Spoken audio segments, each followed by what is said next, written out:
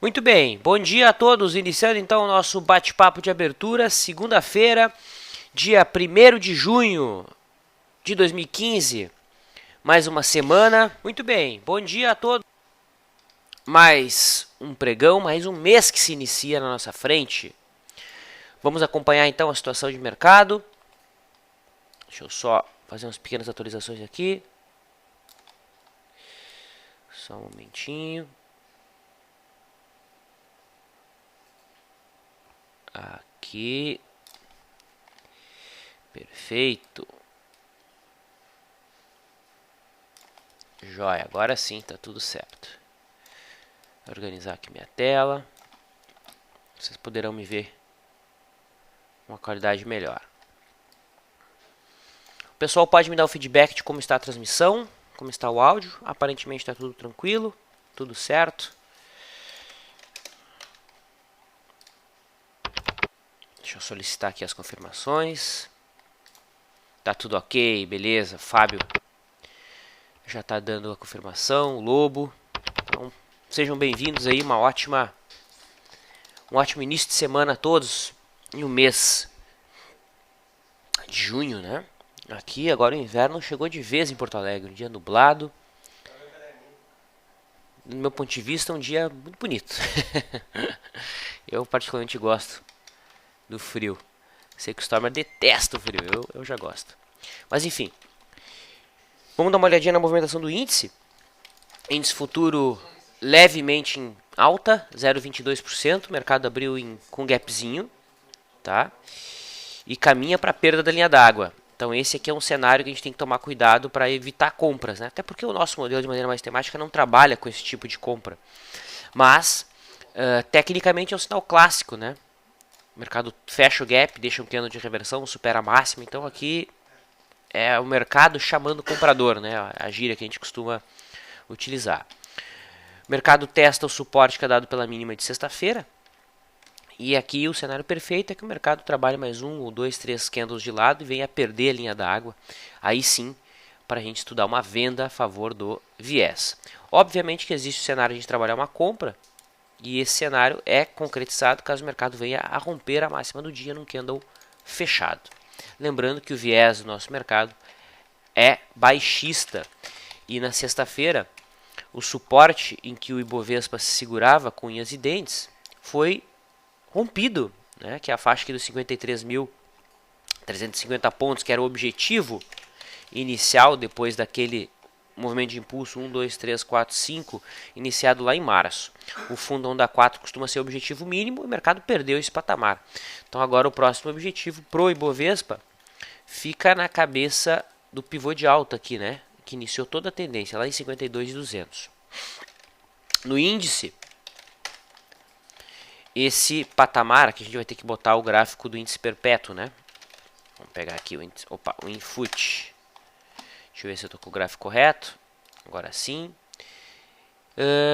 Esse patamar já está sendo testado na realidade, né? 52.700.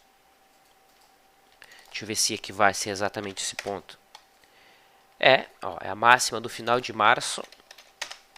Estou com o gráfico correto? Estou com o gráfico correto, então é exatamente esse ponto aqui. Tá? Então o índice futuro já se encontra no suporte, que é o alvo do Ibovespa, né? Na realidade é mais 1% de queda, na realidade. Então, novamente, dentro do modelo que a gente opera, buscaremos venda se o mercado fechar abaixo da linha d'água, compra se o mercado fechar acima da máxima do dia. O dólar, WON de navio, vai testando agora como suporte a zona dada pela máxima de sexta-feira, tá? Nesse patamar nós temos as médias, aqui a média móvel de 9, média móvel de 21. Dentro do modelo que a gente opera, buscaremos trades na venda se o mercado vier a fechar abaixo da linha d'água e trades na compra se o mercado fechar acima da máxima do dia. Eu entendo que muitos traders eventualmente podem estar colocando aqui gráficos menores, como o gráfico de 5 minutos, e buscando operações, né, de compra. Afinal de contas, o mercado abriu em gap de alta, vem corrigindo desde então, qualquer máxima superada daria para trabalhar uma entrada, não seria incorreto. Mas não é exatamente o tipo de trade que a gente faz. Certo? Nos 10 minutos o mercado está testando a média móvel de 21, inclusive, né? Só um momentinho. Lembrando que esse mês, exatamente no dia 17, nós temos vencimento do índice futuro, né? Nós temos o vencimento do índice futuro. E o dólar, esse contrato de dólar vai até o final do mês.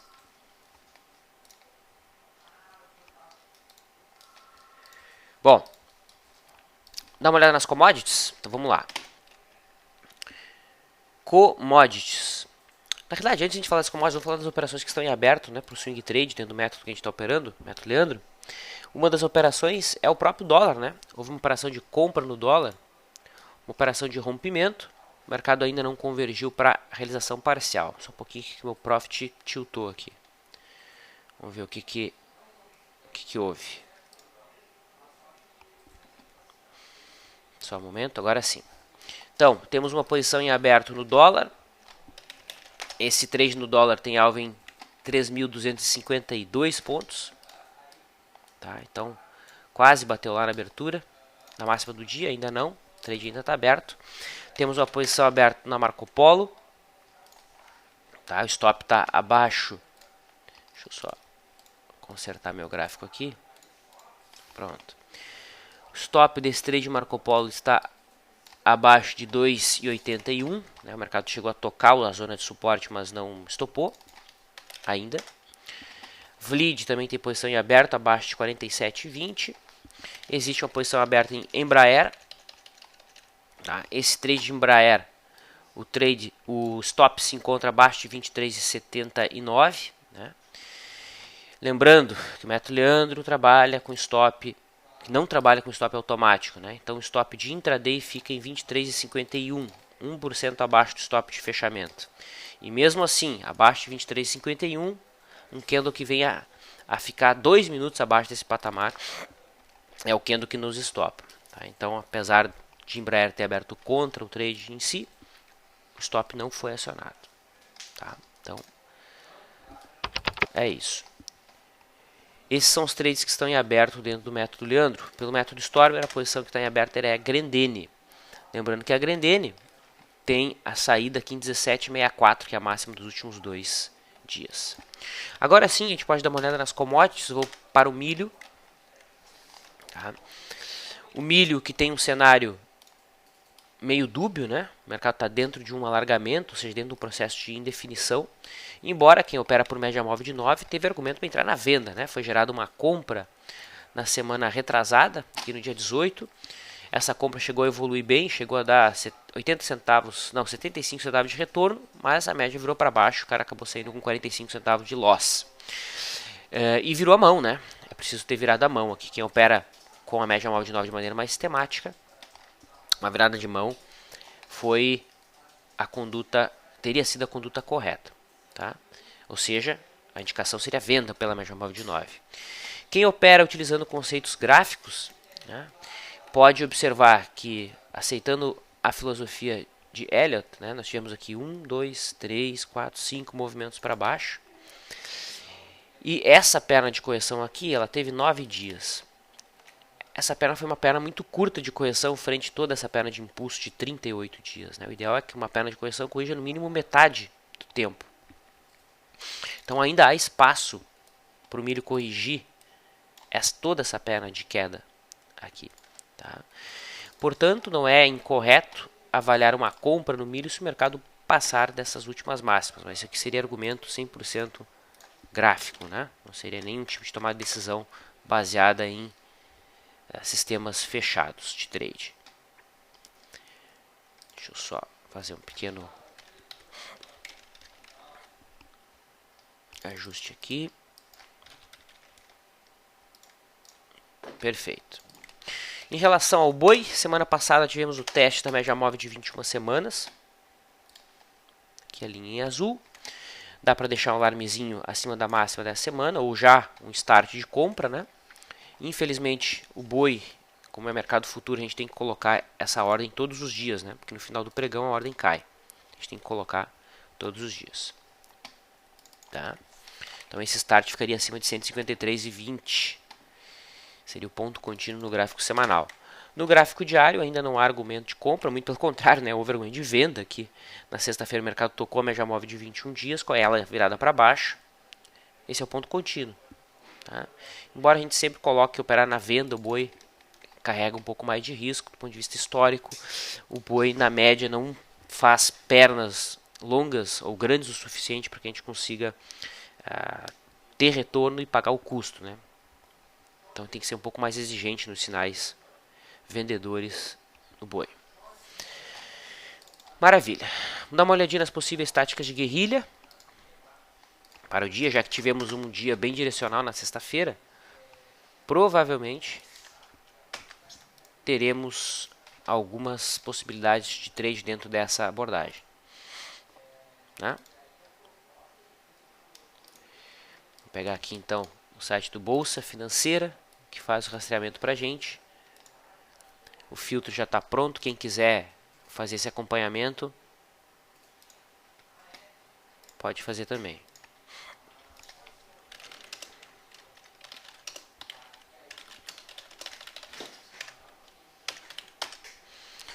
Então, eu abro os dois, né? Porque um ele pega o pregão fechado, então se alguns papéis já abriram, eu tenho que abrir o para amanhã também.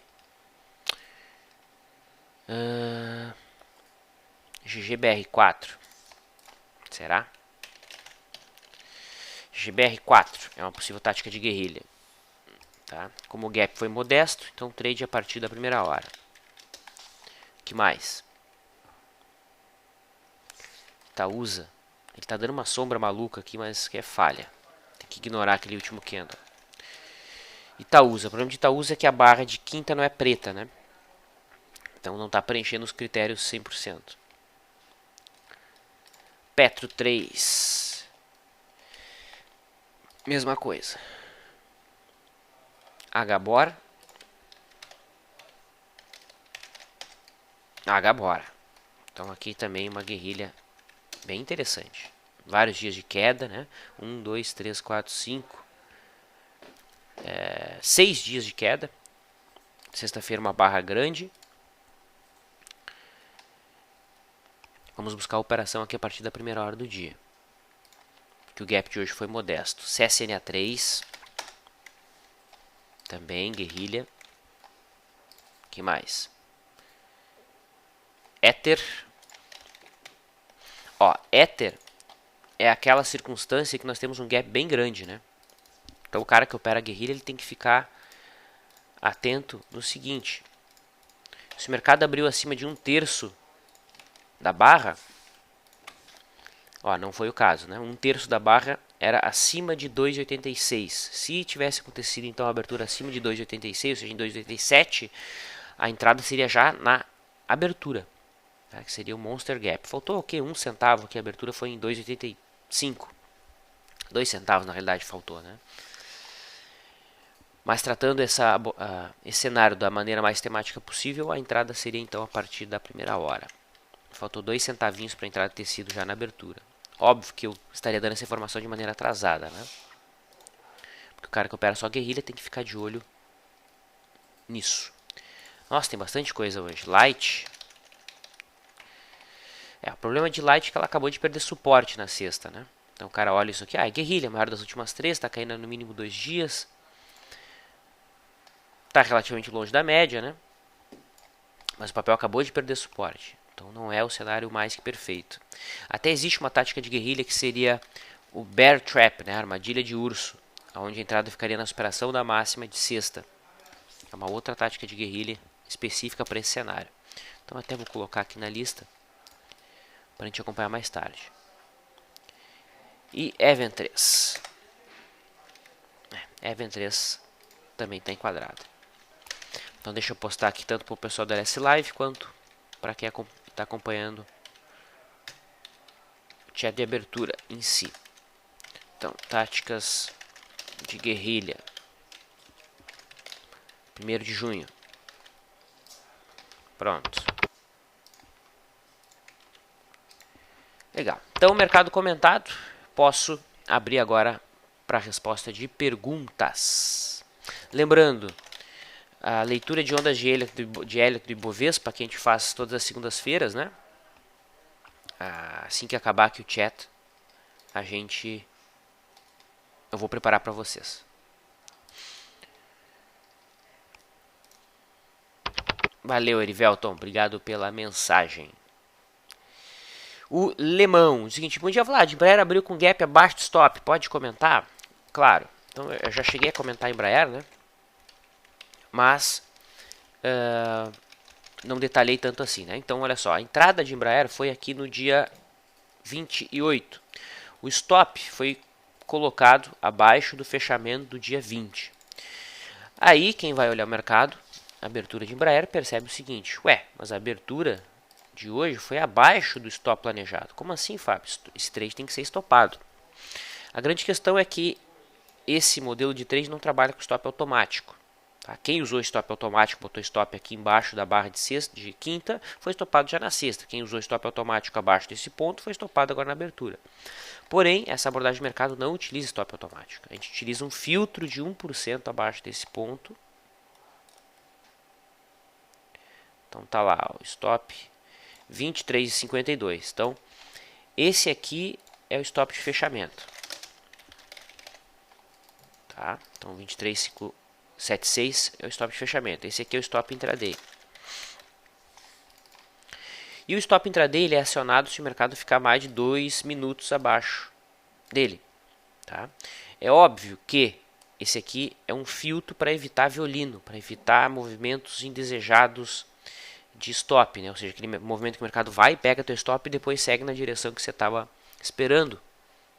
Tá? Só que isso tem um preço, né? E o preço disso é essa gordura aqui, né? Essa diferença entre meu stop original e a minha margem. Tá? Isso aqui dá um certo conforto emocional, né? Quando ele dá certo, mas quando dá errado, ou seja, quando o stop é acionado aqui embaixo, você vai ver que ele custa caro, né? E na média, se tu for botar na ponta do lápis, tá? Se tu for botar na ponta do lápis, né? Considerando os trades em que você saiu no lucro, tá? E os trades em que você acabou sendo estopado, botando na ponta do lápis, vai dar quase na mesma, tá? A diferença é a mínima. Eu fiz o teste já, pegando todos os trades que foram dados desde 2010. A diferença é mínima, tá? Mas enfim, essa aqui é a abordagem. Certo, Lemão? Não é stop automático. Douglas pediu se cabe um day trade para o Banco do Brasil. Olha, Banco do Brasil é outra tática de guerrilha, né? Não sei porque o bolso ali não captou. Ah, não é. Não é a maior das últimas 3 barras. Então, olha só, Alemão. A gente costuma buscar day trades, é uma maneira mais conservadora de trabalhar esse prazo operacional, que é difícil de ser operado, né? A partir da primeira hora de pregão. Tá? Embora eu entendo, para quem é mais ousado, já esteja vendo esse sinal aqui de superação da máxima da última barra nos 60 minutos como argumento de compra. Então, se tu é muito ousado e tu trabalha com sinais, qualquer tipo de sinal para montar a posição, até vejo argumento para te já estar montando esse trade agora em Banco do Brasil, que o stop é abaixo da mínima de sexta-feira. Tá? Perceba que essa primeira barra do dia é uma barra compradora. Tá? Então, o mercado está querendo marcar um fundo intradiário, mas não é aquele tipo de sinal top, entendeu? Nota A, como o Bizzi chama. Certo? A gente costuma esperar o fechamento da primeira hora de pregão e aí sim montar ou estudar operações. Tá? Então ainda seria cedo para essa abordagem. Índice futuro está quase na máxima do dia, chamou a atenção aqui o Odila. Verdade, o índice não só está quase na máxima do dia, como rompeu, né? Fechou acima aqui da máxima do primeiro movimento. E o pessoal, estava aqui, o pessoal no LS Live já estava me chamando a atenção. Então o índice gerou entrada, pessoal. Deixa eu ver o dólar. Ó, o dólar tocou a linha da água. Né? Tocou a linha da água. E o índice rompeu o primeiro movimento. Então aqui tem trade.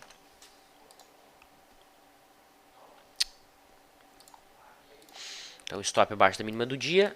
Entrada no fechamento do candle de 15. No último do candle branco que fechou acima da máxima do primeiro movimento. E ali está a posição. Então, win M15. Acionou compra. Ponto de entrada 1, 53.320. Agora está mais barato. Tá 50 pontos mais barato. Então, quem não entrou pode entrar agora. Segunda entrada planejada, 53.090. Stop. Abaixo da mínima do dia. Então, existem duas posições planejadas. Tá? 855 IRP 53.555. Esse aqui é o setup 1.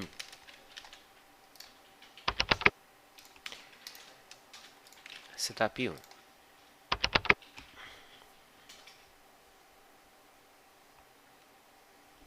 Perfeito.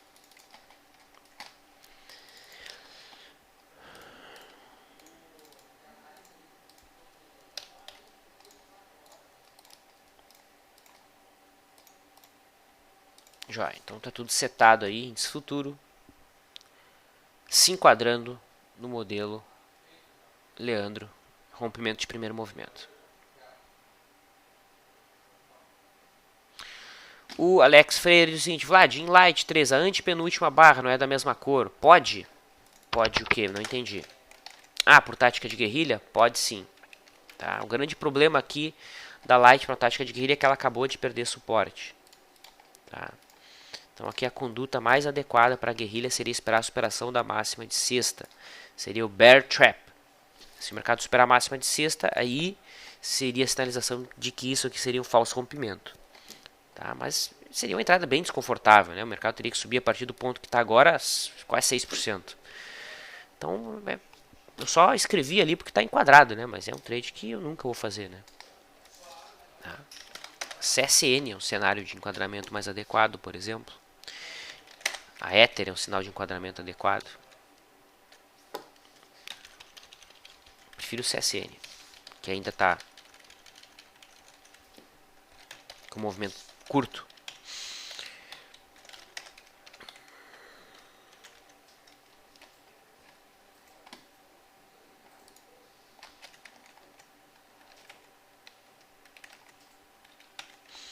Muito bem.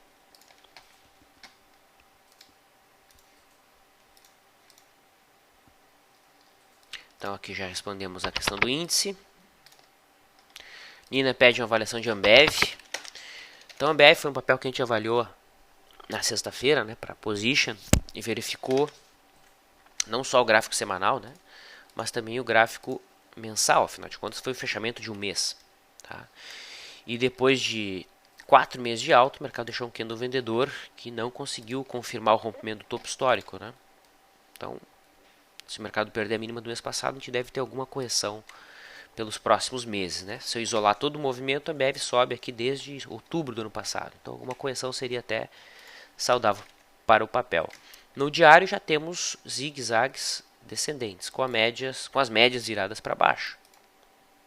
Tá? Então eu não vejo, tecnicamente falando, argumentos para compra em Ambev. Tá? Isso aqui, novamente, é uma abordagem de trade. Não tem nada a ver com fundamentos. Tá?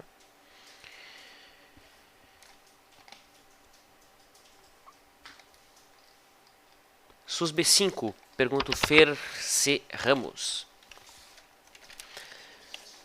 SUSB. Então temos aí a SUSB dentro de uma longa tendência de alta, de curto prazo, de prazo maior. Acabou de efetuar um rompimento no gráfico diário, rompimento que aconteceu semana passada, né? Acabou fugindo um pouquinho do ponto ideal de entrada. A gente não conseguiu montar a posição aqui. Tá? E agora o mercado corrige de maneira lateral, né? Então aqui a gente pode buscar uma operação acima das últimas máximas, dentro da nossa abordagem ideal, que o mercado ficasse mais tempo de lado, para a gente poder comprar o próximo rompimento, já que o último a gente não conseguiu entrar. Tá? O próximo objetivo gráfico fica em 20,20, que é a máxima do ano de 2010, não tem resistência forte até lá. É naquela banda de preço que também passa a linha de referência aqui de um canal de alta. Né? Tá? Então é um papel bem bonito que a gente está de olho por pontos de entrada. Como é que está o meu tempo? Ainda tem mais alguns minutos.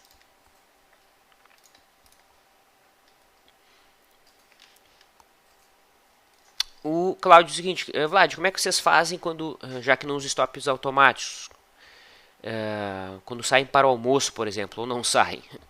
Sempre tem alguém da equipe de olho, Cláudio. Tá? Então, essa abordagem não ter stop automático, ela exige um comprometimento bem maior, né? E eu confesso que para a pessoa física normal é difícil colocar em prática essa abordagem. Tá? Não é para todo mundo. É difícil de replicar. Até porque quando o mercado está lá e começa aquela contagem no tempo de 2 minutos, é bem desconfortável. Tá? Tem que ser um monge para conseguir replicar essa abordagem. Né? Mas essa é a abordagem do método Leandro. Tá?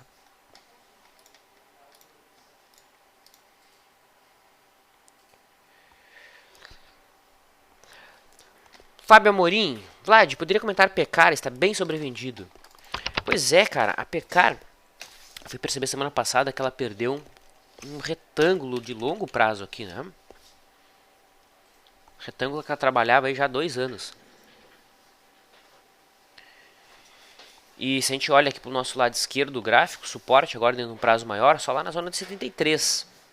Então, cuidado aqui com compras no gráfico diário. Entendo que ela possa fazer um repique, mas não há suporte forte nos alicerçando uma possível entrada. Então, entendo que esse papel está sobrevendido, está. Tá? Está distante da média 8% para um papel que tem uma volatilidade de 20%, isso é uma distância grande. Tá?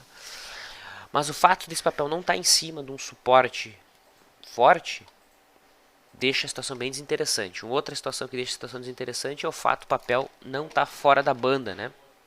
Não está fora da banda de Bollinger. O Gabriel chama a atenção aqui que o dólar está acionando venda. Dentro da nossa abordagem, a venda se dá com o candle fechado abaixo da linha d'água, né? Então faltam 5 minutos, ainda falta 5 minutos para esse candle fechar. Já é? Então se fechar assim, Gabriel, tem trade sim na venda. Ok? Tem que fechar assim.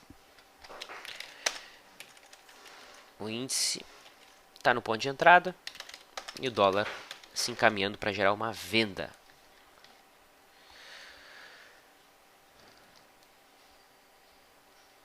Legal. RES, acho que faltou o resto do nome aqui. Pediu avaliação de CSNA, que é um dos papéis de possível trade guerrilha para hoje. Tá? O papel tem uma zona de suporte aqui dada por um topinho, que é a máxima de março, fundinho de abril, 6,15, né? Tá tocando agora, nesse ponto. Expectativa de algum repique, né? Repique de curtíssimo prazo. Essa entrada por guerrilha acontece na superação da máxima da primeira hora. Tá? Então ainda está cedo para avaliar a entrada dentro dessa abordagem. Tá? O papel está com a distância de 20% da média. Ok? Sendo que o papel tem a volatilidade de 70%. Ou seja, não é uma distância tão grande quanto parece. Mas dependendo da circunstância em que esse papel se relacionar com a máxima da primeira hora, vai ter trade guerrilha. Tá? No gráfico semanal, a gente pode perceber que ainda há espaço para correção. Ainda falta os 20 centavinhos para o papel tocar aqui na média móvel de 20 semanas. Então, cuidado com trades nesse ativo. A própria guerrilha que vem acionar, que é um trade, que é uma abordagem mais arrojada, né? Por ser um modelo de retorno à média, gera um certo desconforto, porque no semanal ainda não bateu no suportão. Embora esse tipo de tática não leve em consideração avaliações que não sejam aqueles critérios mínimos exigidos, e foi assim, só olhando esses 3 critérios, que esse modelo conseguiu aqueles resultados apresentados no treinamento. Tá? Bueno, vamos dar uma olhada nas aberturas. Ué, não está abrindo aqui minhas aberturas. Grade de cotações. Então, Ether subindo aí quase 7%. Petro subindo 2%. Mas nada demais, né? Corrigindo lateralmente. Fácil de ver uma congestão aqui no gráfico de 60 minutos, principalmente, né? Do ponto de vista vendedor, STC3 caindo 2%, nada relevante. Vale do Rio Doce subindo 1,30.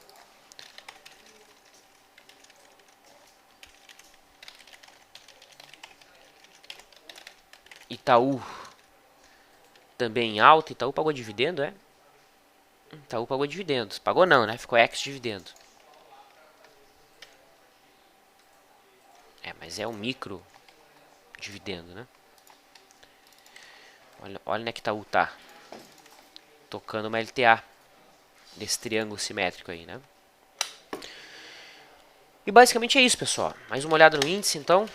Índice futuro gerou compra. Pelo setup do primeiro movimento. Posição está aberta, que stop abaixo da mínima do dia. Tem segunda posição planejada. Vamos acompanhar agora no LS Live. E o dólar. Falta 1 minuto aí para fechar. Fechando abaixo, teremos trade na ponta vendedora. Ok? Eu me despeço. Daqui a 50 minutos, 45 minutos aproximadamente, estaremos em vídeo no LS Live. Enquanto, permaneço disponível em texto ali nessa ferramenta.